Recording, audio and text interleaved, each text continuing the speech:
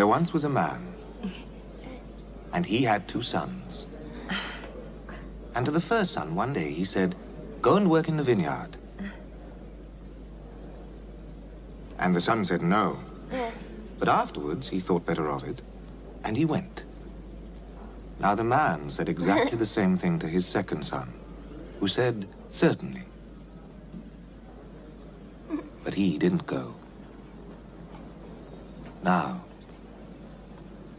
which of the 2 boys did his father's will? First. Yes, the first. And what is the meaning of this story? That there are those who think they are righteous because they say yes to God, but they do not do his will.